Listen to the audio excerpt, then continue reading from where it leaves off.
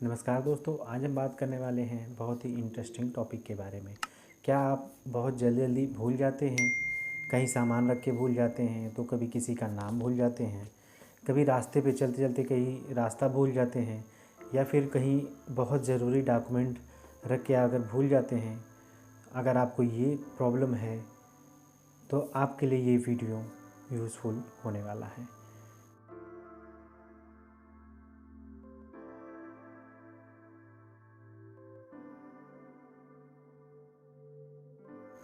दोस्तों, आज हम बात करेंगे मेमोरी वीकनेस के बारे में, या लॉस ऑफ मेमोरी भी कह सकते हैं।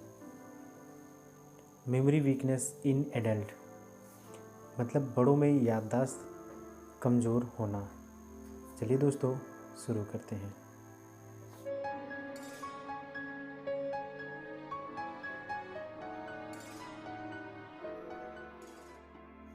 अगर हम मेमोरी वीकनेस की बात करें, मेमोरी वीकनेस मतलब याददाश्त कमज़ोर होना किसे कहते हैं?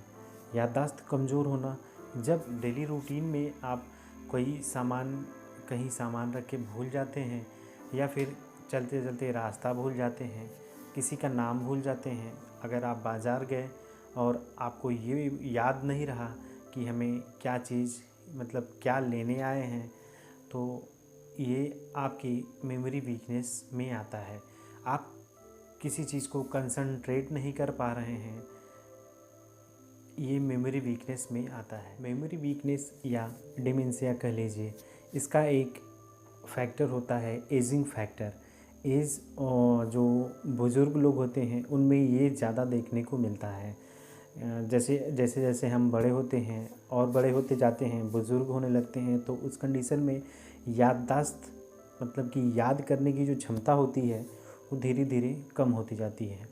अगर ये प्रॉब्लम आपको यंग एज में है तो इसका कोई कारण हो सकता है, जैसे कहीं किसी डिज़ीज़ के कारण ये कंडीशन डेवलप हो सकती है आपके अंदर। अदरवाइज़ जो एज रिलेटेड प्रॉब्लम होती है उसमें ज़्यादा टेंशन की बात नहीं होती है, क्योंकि ज़्यादा एज होने के कारण ये सारे सिम्टम्स, भूलने की बीमारी, लॉस ऑफ मेमोरी, या फिर ये कह लीजिए कि याददाश्त कमज़ोर होना, ये सारे सिम्टम दिखाई देंगे। इसे हम नॉर्मल डिमेंशिया भी कह सकते हैं।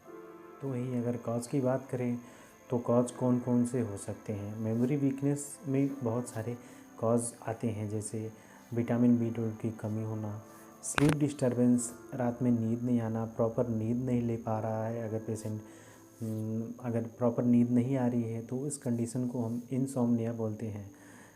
अगर पेशेंट अल्कोहलिक है, ओवर यूज़ करता है अल्कोहल का, तो उस कंडीशन में भी मेमोरी वीकनेस की समस्या देखने को मिल सकती है। नेक्स्ट बात कर लेते हैं, अगर रिसेंट में कोई सर्जरी हुई है, जैसे कैंसर का बार बार कीमोथेरेपी हुआ है, तो उस कंडीशन में भी मेमोरी वीकनेस या लॉस ऑफ मेमोरी की समस्या देखने को मिल सकती है।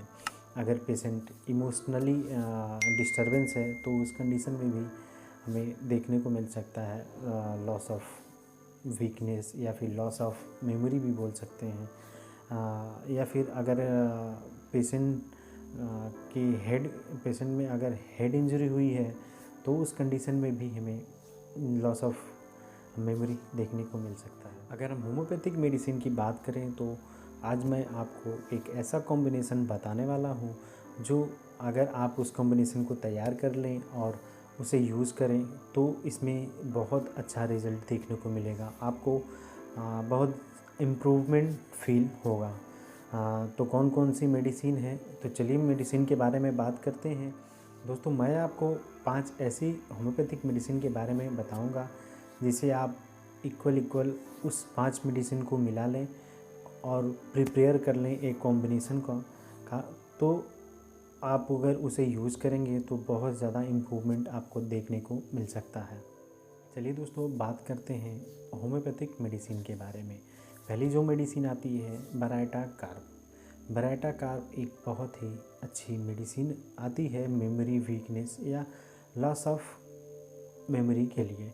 अगर इसमें पेशेंट कहीं कोई चीज़ रख के भूल गया है, तो उस कंडीशन में अगर उस चीज़ को पेशेंट याद ही नहीं कर पा रहा है, तो इस कंडीशन में ये मेडिसिन बहुत अच्छा वर्क करती है। ब्राइटाकार एक हाइट ग्रो के लिए भी हम यूज़ करते हैं।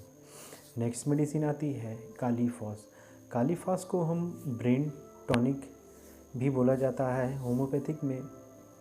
इसमें बच्चे हों या फिर बुज़ुर्ग हों, यंग एज में भी अगर कोई चीज़ें भूल जाता है, उसे याद ही नहीं आती है, तो इसमें ये मेडिसिन बहुत अच्छा वर्क करती है। दोस्तों अब बात कर लेते हैं नेक्स्ट मेडिसिन की। नेक्स्ट मेडिसिन है कालीब्रोम। इस मेडिसिन में लॉस ऑफ मेमोरी रहती है। इसमें पेशेंट को ये ध्यान में नहीं आता है कि क्या चीज़ बोलना है और क्या चीज़ नहीं बोलना है, वो चीज़ें उस बात को ही भूल जाता है।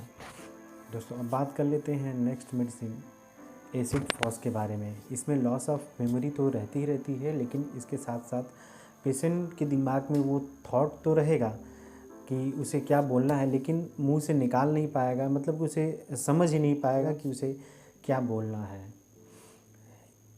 एसिड फॉस को हम अगर बहुत ज़्यादा वीकनेस है बॉडी में, अगर बहुत ज़्यादा वीकनेस है, तो उस कंडीशन में भी हम यूज कर सकते हैं। दोस्तों अब बात कर लेते हैं नेक्स्ट मेडिसिन नक्स वोमिका के बारे में। नक्स वोमिका में मेंटल स्ट्रेस के कारण भूलने की जो बीमारी होगी वो डेवलप हो सकती है।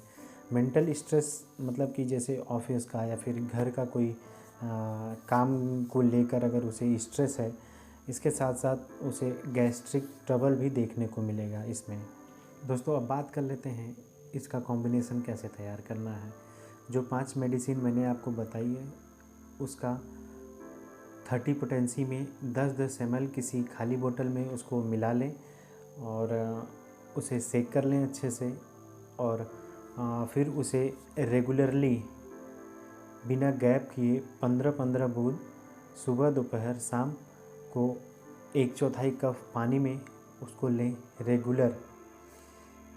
विदिन 1 मंथ आप देखेंगे कि जो हमारी भूलने की जो क्षमता है वो इम्प्रूव हो रही है। मतलब कि जो चीज़ें आप भूल जाते थे उसे आप बहुत अच्छी तरीके से याद कर पाएंगे, मतलब याद रहेगा आपको। आपको मेरा वीडियो कैसा लगा, आपको मेरा सुझाव कैसा लगा? अगर अच्छा लगा हो तो लाइक सब्सक्राइब शेयर ज़रूर करें। तो आज के लिए बस इतना ही, मिलते हैं अगले वीडियो में। तब तक के लिए नमस्कार, जय Hind. Be healthy, be safe.